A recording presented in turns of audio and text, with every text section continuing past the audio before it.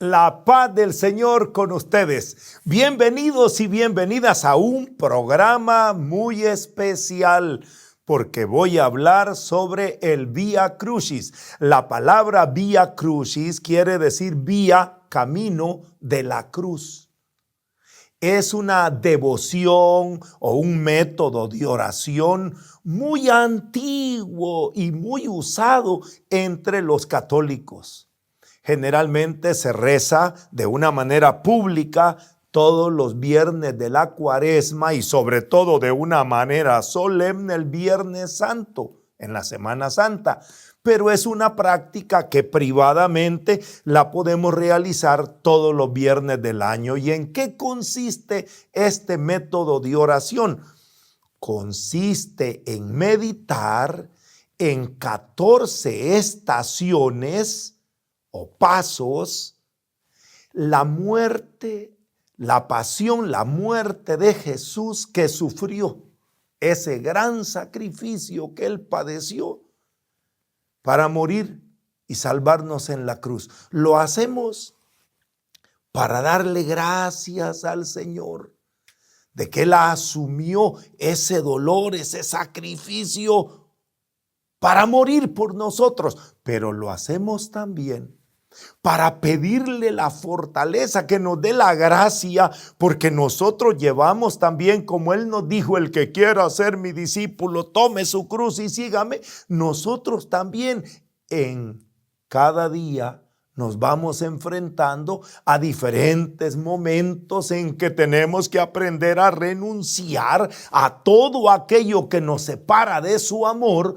para llegar también como Él a la gloriosa resurrección. O sea, el Vía Crucis es meditar la pasión de Jesús, su pasión y muerte, y al mismo tiempo pedirle al Señor que nos dé la fortaleza para nuestro propio Vía Crucis, que el nuestro tiene muchas estaciones, pero ahí vamos. Ahora, las estaciones, estas 14 estaciones del Vía Crucis, se sacan de las narraciones de la pasión de Jesús que está en los evangelios. Usted puede leer, por ejemplo, San Mateo en el capítulo 27, San Mateo capítulo 27, San Marcos capítulo 15, todo el capítulo, San Lucas en el capítulo 22, y San Juan en los capítulos 18 y 19. Obviamente no voy a empezar a leerlos, pero usted puede leer esas narraciones. Fueron el núcleo. Fíjese que esos capítulos que le he dicho, Mateo 27, Marcos 15, Lucas 22, Juan 18 y 19, son el núcleo. Lo primero que se escribió de los evangelios, alrededor de esa narración surgieron los evangelios como nosotros los conocemos. Lo primero que se transmitía a los nuevos conversos o a los recién convertidos, a los discípulos de Jesús que iban agregándose y que no vivieron esos acontecimientos, lo primero que les transmitían era el querigma. ¿Y qué era el querigma?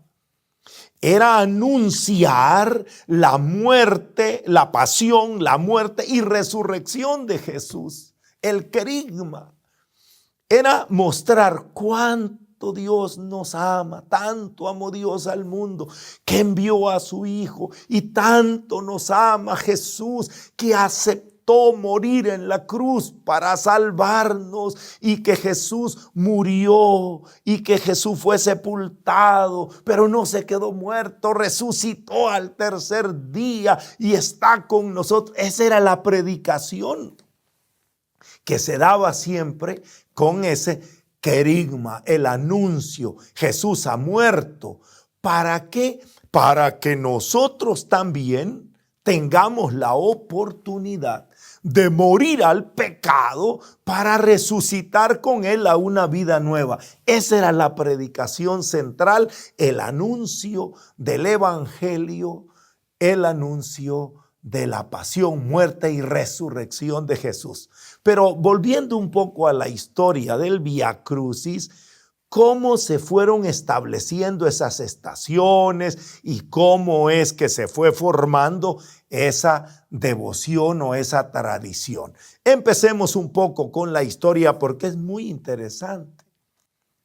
En el año 327 de nuestra era cristiana, el emperador romano Constantino, que se había convertido al cristianismo, había aceptado la fe en Cristo, envió a su mamá, Santa Elena, que para ese tiempo ella tenía ya 80 años de edad, y le dijo: mamá, vaya a Jerusalén y busque los lugares más importantes de la vida de Jesús, para tener no solamente la narración de los evangelios, sino las certezas históricas, arqueológicamente demostradas. O sea, Constantino tenía una buena idea. Queremos saber la veracidad de lo que nos han transmitido, de lo que leemos, de lo que nos predican, pero con evidencias arqueológicas. Y así llegó Santa Elena y pasó un año entero. Claro, acompañada por Eusebio, que era el obispo de Cesarea, y sobre todo por Macario, que era el obispo de Jerusalén, además ayudados por un montón de ancianos que eran cristianos, pero que habían vivido ahí, para que les contaran todo lo referente a los lugares donde Jesús vivió, donde Jesús padeció, donde murió, donde resucitó, las evidencias arqueológicas. Y el primer lugar al que se dirigieron fue una colina donde el emperador romano Adriano había mandado a construir un templo para los dioses romanos en el año 130 después de Cristo. O sea, este emperador mandó a construir ahí, en ese lugar, un templo para los dioses romanos. Es muy curioso que no lo haya hecho en la explanada del templo de Jerusalén, que los romanos habían destruido en el año 70. Hubiese sido el signo de victoria del imperio romano, construir un templo para los dioses paganos donde estaba el templo de los judíos en Jerusalén, pero no lo hizo ahí. Qué curioso. Lo hizo en una colina. ¿Por qué? Porque a esa colina subían muchos cristianos. Iba mucha gente, era un lugar muy importante, y ellos dijeron: ahí vamos a establecer nosotros el dominio de Roma. Y ahí establecieron ese templo para los dioses paganos. Pues bien, Santa Elena empezó por ahí y mandó a derribar ese templo, y mandó en toda esa área hacer excavaciones, y se llevaron la sorpresa que bajo ese templo encontraron una gruta, como una tumba, como era la costumbre de ese tiempo, que era en piedra. Era una tumba tallada en piedra, y ellos dijeron: esta debe ser la tumba donde sepultaron a Jesús. Estamos en el lugar, en la tumba, porque abajo encontraron esa gruta, esa cueva en la roca, que era similar a las tumbas donde depositaban a los muertos en ese tiempo. Y como la Biblia dice que lo pusieron en un sepulcro nuevo que era tallado en rocas, entonces ellos empezaron a decir: estamos en un lugar muy importante. Siguieron las excavaciones a lo largo de la colina y encontraron trozos de madera que formaban las cruces.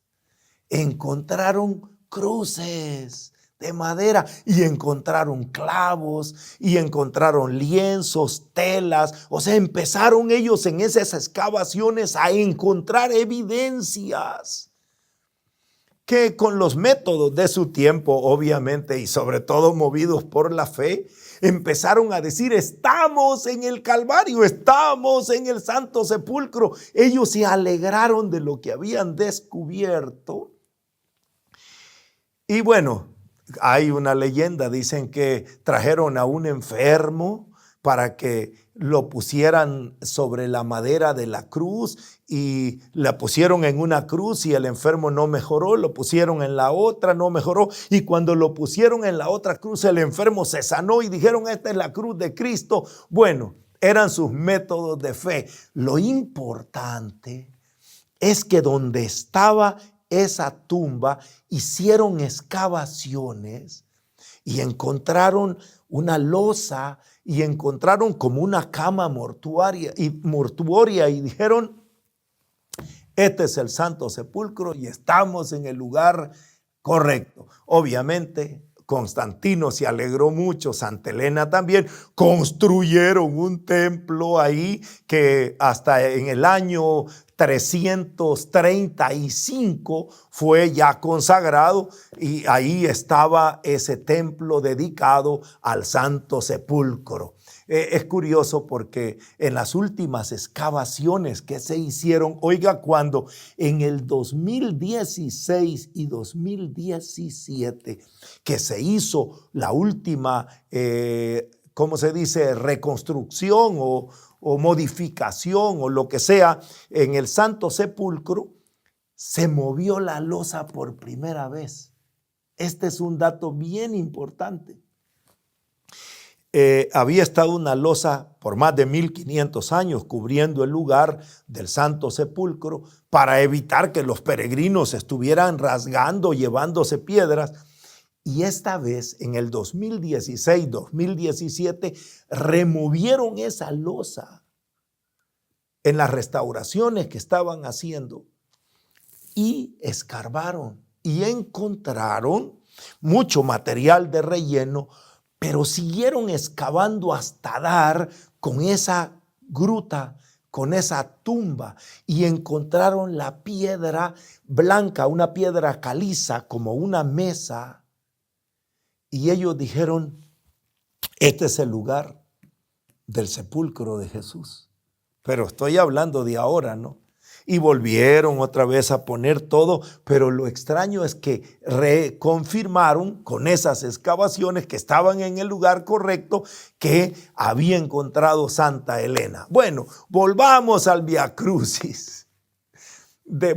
Santa Elena después también construyó allá en donde Jesús nació, en Belén. Encontraron la gruta y allá construyeron. Empezaron a construir los templos en los lugares históricos para darle certeza arqueológica a todas esas narraciones. Pero regresando al Vía Crucis, cuando descubrieron el Santo Sepulcro, entonces sí, hermanito, comenzaron las peregrinaciones, cristianos de todo el mundo como podían. Era muy difícil llegar en ese tiempo. Llegaban para ver el lugar más importante de la fe cristiana, el sepulcro vacío, donde Jesús había resucitado. Y también hacían recorridos cada cristiano a donde Jesús había muerto, subían del sepulcro, subían un poco más a la colina del Calvario, y allá encontraban también el lugar donde Jesús había muerto. Del sepulcro bajaban, iban buscando por dónde pudo haber llevado la cruz, y así establecieron rutas. Eran diferentes rutas para decir dónde fue que Jesús fue cargando la cruz, dónde Jesús dio todo ese camino doloroso para morir por nosotros en la cruz, dónde fue sepultado, dónde resucitó. Y así después de muchos años, hermano, pero estoy saltándome muchos años y llego hasta después de guerra, después de incendios, de terremoto, y después sobre todo de la dominación que tuvieron los musulmanes de ese lugar, donde destruyeron todo. Los musulmanes, cuando tomaron ese lugar de Tierra Santa, destruyeron el templo del Santo Sepulcro, o sea, todo eso. Pero cuando los cruzados cristianos en el año 1099 liberaron Jerusalén del dominio de los musulmanes y empezaron otra vez la conquista y la reconstrucción de esos nuevos lugares, reconstruyeron de nuevo los templos en los mismos lugares donde habían cimientos, donde habían evidencias. Y finalmente, en 1342, a los padres franciscanos se les puso como custodios de los lugares santos y fueron ellos los encargados de investigar más, de estudiar más, de quedarse ahí orando, porque San Francisco tenía una devoción enorme al nacimiento de Jesús y a la muerte de Jesús, y estaba en el ADN de los franciscanos querer estar en el lugar donde Jesús nació, estar en el lugar donde Jesús murió. Por eso dejaron a los franciscanos como estudiosos en esos lugares y se les nombró así custodios de Tierra Santa. Hasta el día de hoy, si usted va a Tierra Santa, los que encuentra en los templos son a los padres franciscanos, y ellos posteriormente, obvio,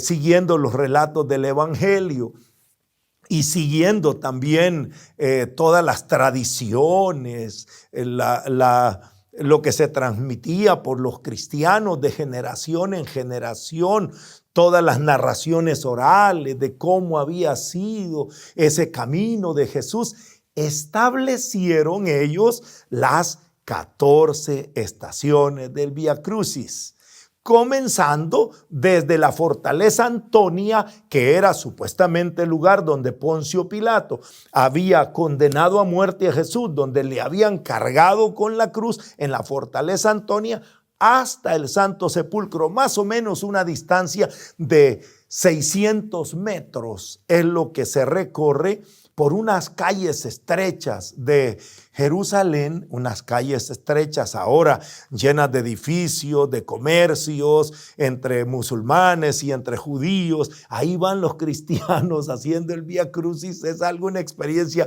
muy emocionante. Pero ellos establecieron a lo largo de ese camino, como les digo, siguiendo más o menos las tradiciones, siguiendo las transmisiones orales. Por aquí estaba la fortaleza, por aquí seguramente fue Jesús, y cada cierto tiempo ponían una estación, otra estación, para detenerse a meditar, las 9 en todo el camino y las últimas 5 ya arriba en la colina, ya donde estaba el templo del Santo Sepulcro. Y se establecieron esas 14 estaciones que todos conocemos, y si no las conocemos las podemos ver, las estaciones del Vía Crucis. Primera estación, Jesús condenado a muerte. Segunda estación, Jesús cargado con la cruz. Esas dos estaciones están en el mismo lugar porque fue donde lo condenaron y donde lo cargaron con la cruz. Después se camina un poco y tercera estación, Jesús cae por primera vez.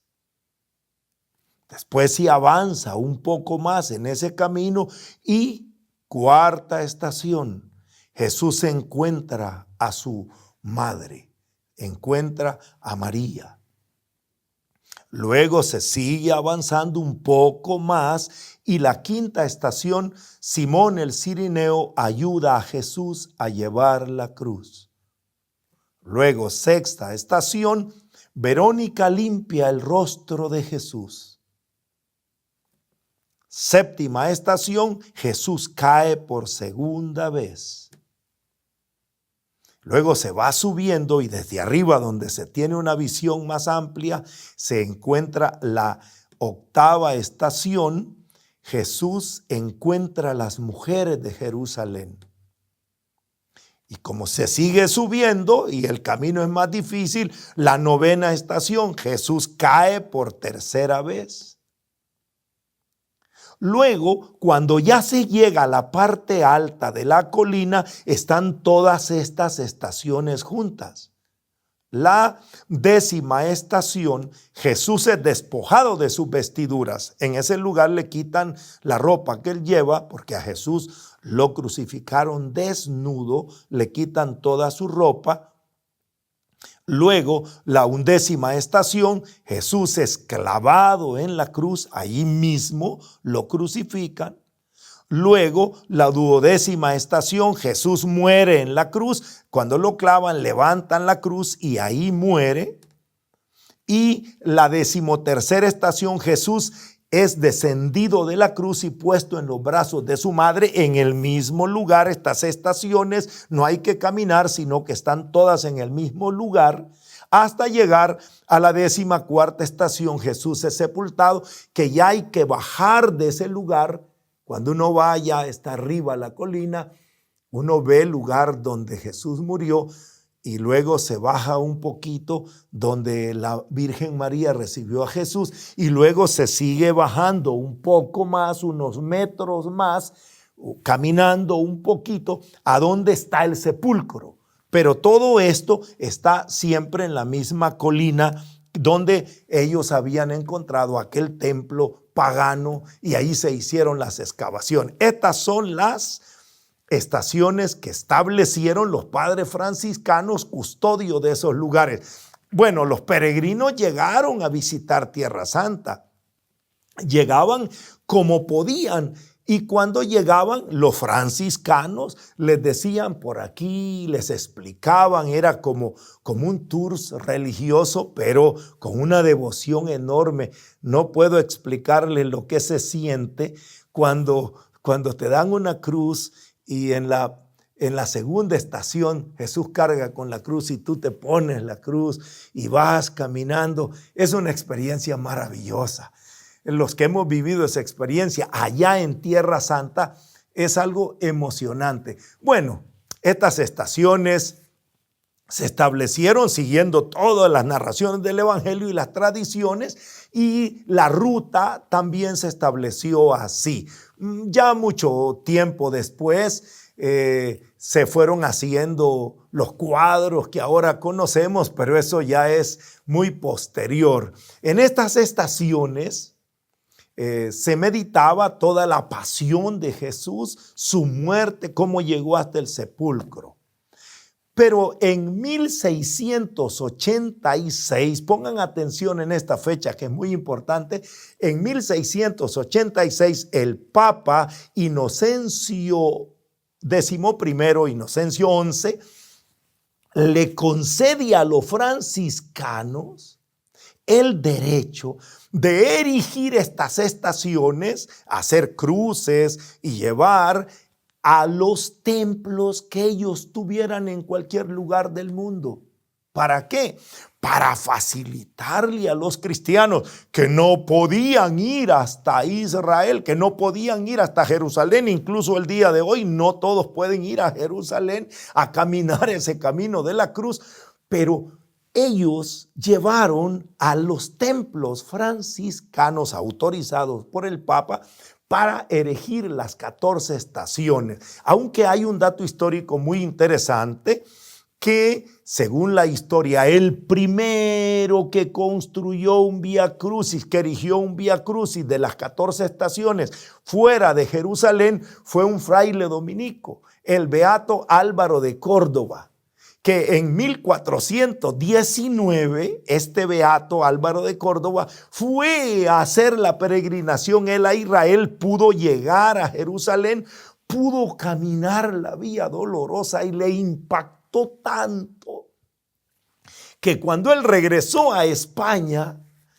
él hizo en su convento, en Córdoba, en el convento dominico, las 14 estaciones. Fue el primero que hizo estaciones del Vía Crucis fuera de Jerusalén. Aunque se considera que el máximo difusor de esta tradición del Vía Crucis, de esta devoción, fue un santo franciscano, San Leonardo de Porto Mauricio, quien en los años 1731 al 1751, en ese periodo de 20 años, erigió, ponga atención, más de 572 Vía Crucis en Italia.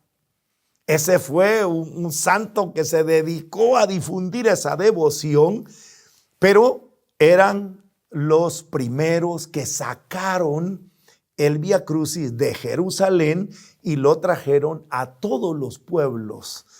Ya para 1742, el Papa Benedicto XIV exhortó a todos los sacerdotes del mundo, ¿verdad? Les dijo, oiga, sería bueno que en todos los templos católicos estuvieran las 14 estaciones del Vía Crucis, y les dijo, llamen a un sacerdote franciscano para que ese sacerdote establezca las estaciones y les explique. Recuerden que los franciscanos eran los custodios de Tierra Santa, y era un acontecimiento increíble que viniera un sacerdote franciscano a cualquier parroquia y él erigiera las estaciones del Vía Crucis, invitara a la gente con ese espíritu de penitencia. Vamos a acompañar a Jesús que llevó la cruz subiendo al Calvario.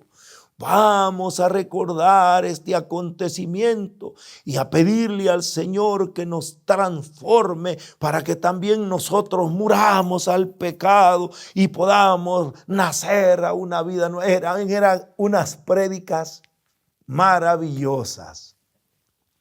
Pero eran los franciscanos los que tenían que erigir, hasta que en 1862, el Papa Pío IX, le concedió a todos los obispos del mundo la facultad de erigir ellos o de nombrar un sacerdote que erigiera las estaciones del Vía Crucis en los templos de su diócesis. Ahí fue donde se quitó la restricción de que fuera un padre franciscano, ¿verdad? Porque hasta entonces eran los franciscanos los que tenían ese privilegio. ¿Por qué? Ya en la historia se las dije.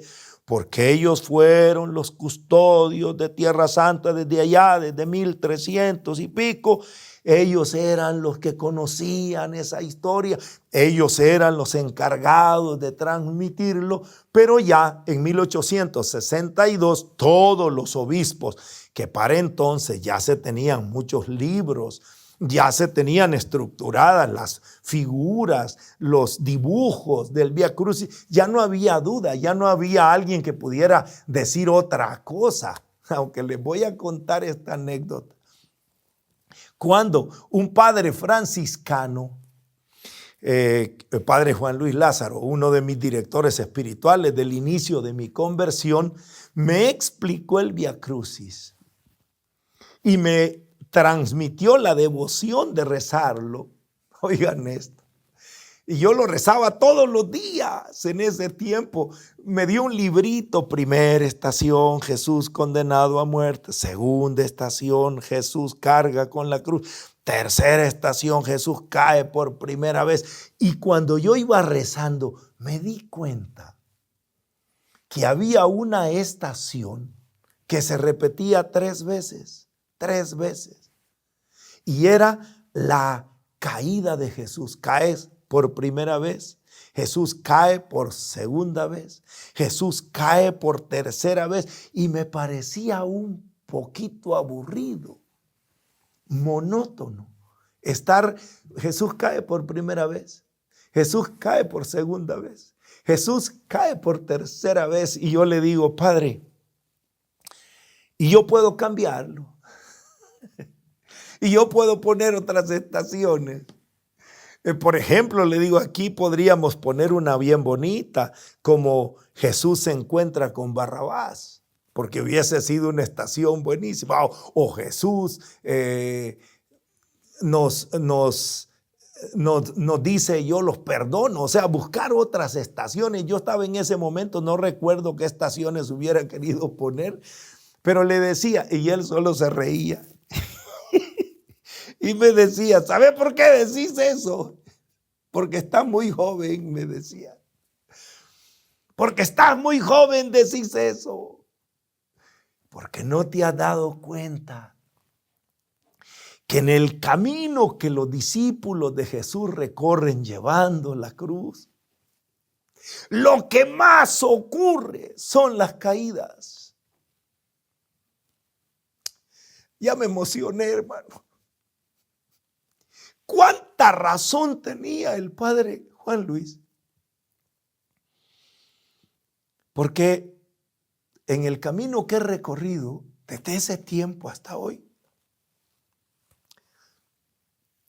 mi Vía Crucis tiene más de 3 caídas. Dice, los padres pusieron las caídas. Si vos fueras, me dice, a Jerusalén con una cruz caminando, te hubieras caído más veces. Jesús seguramente tropezó muchas veces y cayó, pero en la vida del cristiano, cuando va siguiendo a Jesús, va cayendo también. Pero fíjate que Jesús siempre se levantó. ¿Y cómo me ha ayudado? ¿Cómo me ha ayudado rezar el Vía Crucis? Sobre todo en los momentos que he sentido que he caído. Y digo, pero Jesús no murió tirado. Pero Jesús no murió bajo el peso de la cruz. Él había dicho, cuando yo sea levantado, atraeré a todos hacia mí. Jesús tuvo la fortaleza de morir en la cima del Calvario. Y yo no me voy a quedar tirado. Y yo no me voy a quedar caído. Wow. ¿Cómo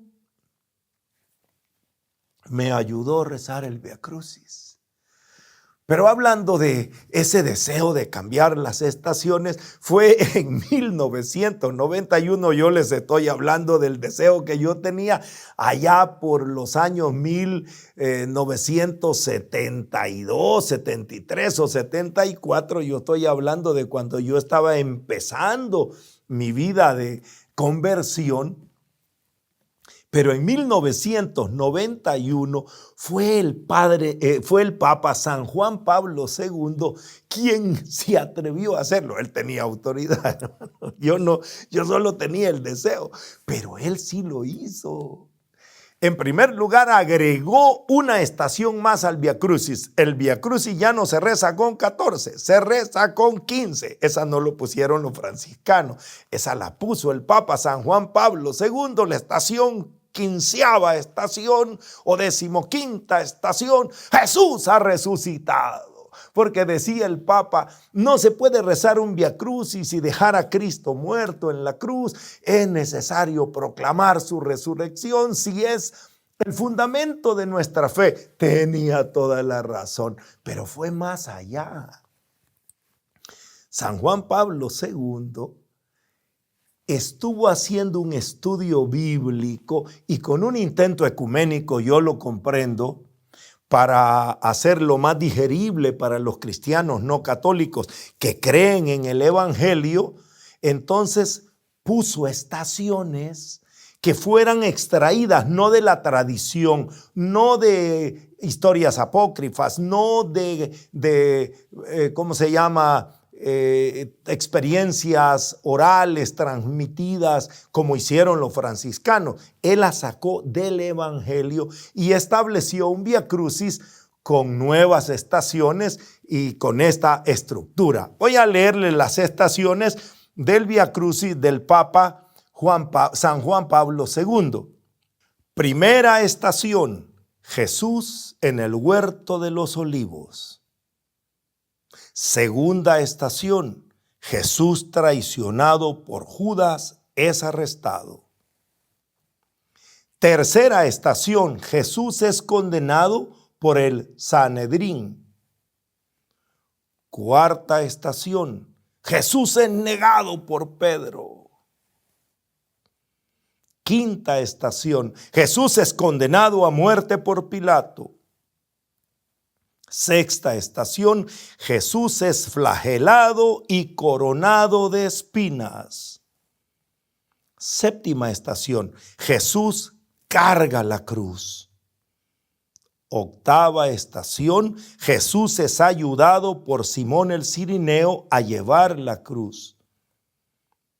Novena estación, Jesús consuela a las mujeres de Jerusalén. Décima estación, Jesús es crucificado. Undécima estación, Jesús promete su reino al buen ladrón. Duodécima estación, Jesús en la cruz, su madre y el discípulo. Decimotercera estación, Jesús muere en la cruz. Decimocuarta estación, Jesús es sepultado. Y decimoquinta estación, Jesús resucita de entre los muertos. Esta fue la creatividad del Papa San Juan Pablo II y el intento, como les decía, y tiene mucha razón, de hacerlo más digerible para los lectores del Evangelio, porque todas estas estaciones tienen cada una cita de la Biblia. No me voy a poner a leerles ahora. Imagínense ustedes, esto es una rica meditación de toda la pasión, muerte y resurrección de Jesús. Aunque este intento del San Juan Pablo II no ha cambiado el rezo del Vía Crucis, que lo hacemos, ustedes lo están haciendo, yo lo estoy haciendo de la manera tradicional. O sea, siempre recordando aquellas 14 estaciones que se establecieron desde el inicio del Vía Crucis. Qué hermoso es esta experiencia que la podemos vivir, como les decía, de manera pública. Todos los viernes de Cuaresma usted va a oír que se va a realizar un Vía Crucis, y el Viernes Santo, que en algunos lugares es hasta dramatizado. Cuando yo era niño, allá en mi pueblo, donde mi infancia, San Francisco Gotera, era un adolescente yo, el padre Renato Pelaquín, un sacerdote franciscano, ponía, no lo va a creer, al batallón militar disfrazado de soldados romanos y ponía a un Poncio Pilato y se hacía todo el día. Oigan bien, toda la mañana pasábamos de estación en estación. Era algo maravilloso y sigue siendo. En otros lugares ponen a un Jesús y a algunos se les pasa la mano, hasta le golpean, lo flagelan.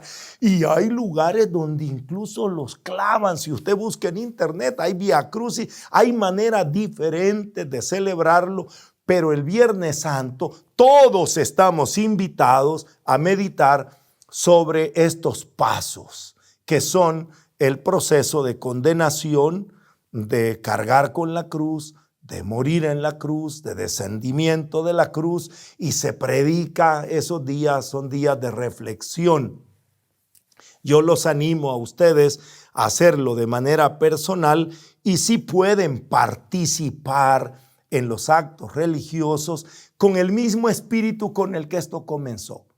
Porque a veces las cosas tienen un origen muy profundo y se van volviendo rutina, simplemente una costumbre. Pero los franciscanos en Tierra Santa acompañaban a los peregrinos y muchos subían de rodillas, subían con lágrimas, diciendo: Jesús, gracias por haber muerto por nosotros, por haber hecho este camino de dolor, esta vía dolorosa. Vía Crucis quiere decir camino de la cruz, pero también se dice vía, camino doloroso, para morir por nosotros en la cruz. Ese es el espíritu del Vía Crucis. Meditar cómo Jesús nos ama tanto, dice San Pablo, que la muestra de que Dios nos ama es que siendo nosotros pecadores, Él murió por nosotros. Y en cada Vía Crucis recordamos esa pasión, muerte de Jesús, y gracias a San Juan Pablo II, su gloriosa resurrección, para no quedarnos con un Cristo muerto y sepultado, sino con un Cristo resucitado y glorioso. Y sobre todo, para pedirle al Señor que nos conceda también a nosotros A pesar de todas las caídas que tengamos en la vida, a pesar de todos los obstáculos y sufrimientos, seguir adelante con fortaleza como Jesús llevó la cruz. Cuando nos toque sufrir, piensa que Jesús sufrió. Cuando sea difícil para ti perseverar, piensa que Jesús caminó con la cruz y muévete a lo próximo. Sigue superando esos momentos duros, superando tus caídas, superando tus fracasos, superando todas las circunstancias difíciles, sabiendo que el camino de la cruz solo es el camino, la vía crucis, camino doloroso, pero no es la meta, es solo el camino de la cruz. ¿Cuál es la meta? La resurrección, que fue lo primero que descubrieron. Santa Elena dijo: aquí fue donde Jesús resucitó. Aquí es el lugar donde los cristianos deben venir a celebrar la resurrección. Obviamente, dijeron, antes de resucitar tuvo que pasar toda la pasión, y así fue como nació esta devoción que ahora nosotros llamamos Vía Crucis. Ahora, ¿cómo se reza? Bueno, hay diferentes maneras de rezarlo, pero me encantaría continuar esta enseñanza explicándoles cómo es que a mí me ha ayudado más, qué es lo que, cómo yo he rezado el Vía Crucis. Yo respeto todas las maneras, hay muchísimas maneras, unas más creativas que otras, unas más largas que otras, una con más meditaciones que otras, una con más preparación. Normalmente se tienen los cuadros tradicionales que representan las estaciones, pero se va haciendo una meditación. Y yo los invito, y lo voy a hacer. Fíjense que ahora que estoy hablando me animo. Y no decir, bueno, ahí récenlo como Dios les manda. Voy a hacer un programa y los invito a visualizarlo después. Será el programa Rezando el Vía Crucis.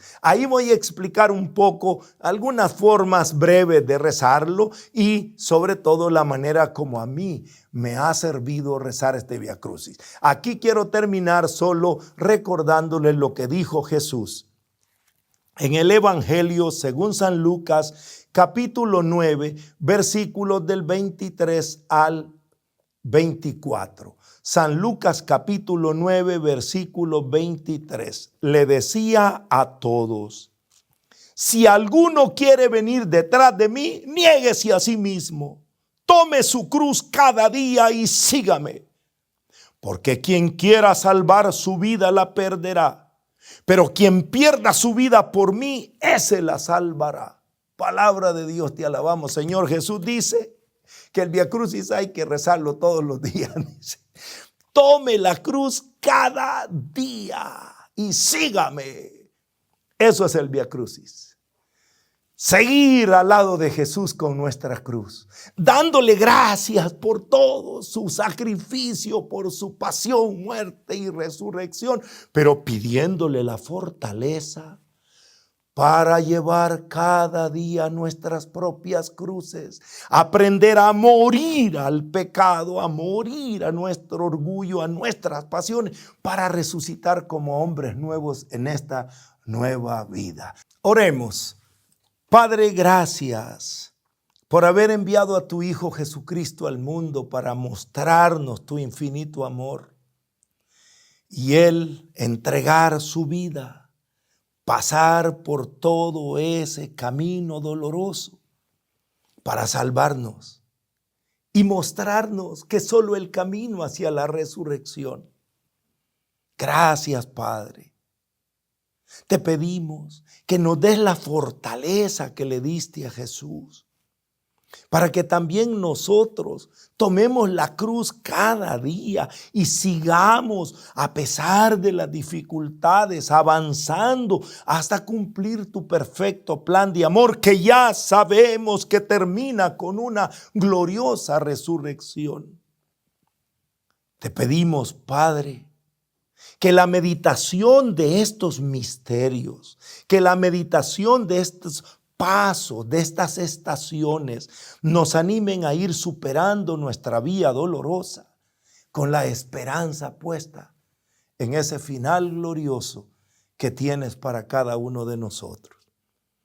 Te lo pedimos, Padre, en el nombre de Jesús, con la Virgen María, nuestra Madre, que nos enseñó a acompañar a Jesús, a estar de pie junto a la cruz. Danos esa fortaleza que le diste a la Virgen María, sobre todo en los momentos del Calvario, en los momentos del dolor.